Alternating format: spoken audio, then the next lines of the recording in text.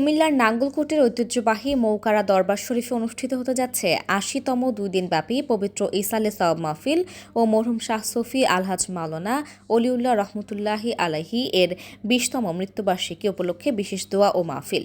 আগামী ১ মার্চ রবিবার ও ২ মার্চ সোমবার মাদ্রাসা প্রাঙ্গণে এ বার্ষিক মাহফিল অনুষ্ঠিত হবে।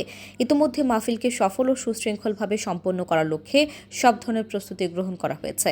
মৌকারা দরবার শরীফে পীর শাহ মোহাম্মদ নেসারউদ্দিন ওয়ালিউল্লাহির সভাপতিত্বে আয়োজিত এই মাহফিলে দেশবর্ণ আলেম ওলামাগণ গুরুত্বপূর্ণ বয়ান পেশ করবেন। আলোচনায় অংশ নেবেন ডক্টর সাইয়্যেদ মোহাম্মদ ইনায়েতুল্লাহ আব্বাসী পীর, আল্লামা শফিকুল ইসলাম পীর, শাহ মোহাম্মদ মেজবাহুল ইসলাম লতিফি, ডক্টর মুফতি বদিউল আলম পীর, মুফতি এইচ.এম. আনোয়ার মোল্লাহ, মুফতি সৈয়দ সালেহ আহমদ মামুন, মুফতি আলাউদ্দিন জিহাদি ও মুফতি মানজুর হোসেন খন্দকার সহ প্রখ্যাত মাওলানা ও মুফতিগণ। আয়োজক কমিটির পক্ষ থেকে ধর্মপ্রাণ মুসল্লি ও ভক্তবৃন্দকে যথাসময়ে উপস্থিত থাকার জন্য আহ্বান জানানো হয়েছে। আসসালামু আলাইকুম রহমতুল্লাহ।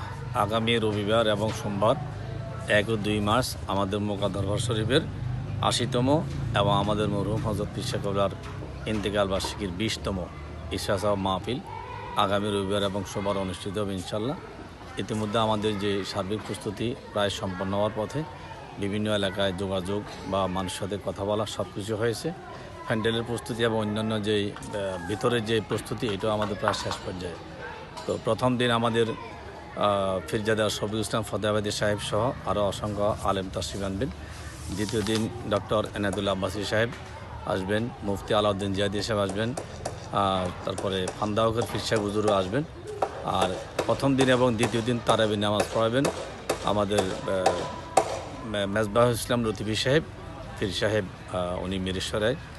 দ্বিতীয় দিন ঢাকা থেকে শায়েখ আব্দুল হক সাহেব সহ ওনারা আসবেন। দ্বিতীয় দিন আবার কোরআন শরীফের প্রশিক্ষণও আছে। আমাদের সব মিলে আমাদের প্রস্তুতি প্রায় শেষ পর্যায়ে। দুদিনে আমাদের ২ বেলা ইফতার এবং ২ বেলা সাহারি হবে। তো হাজার হাজার লোকের সমাবেশ হবে এখানে।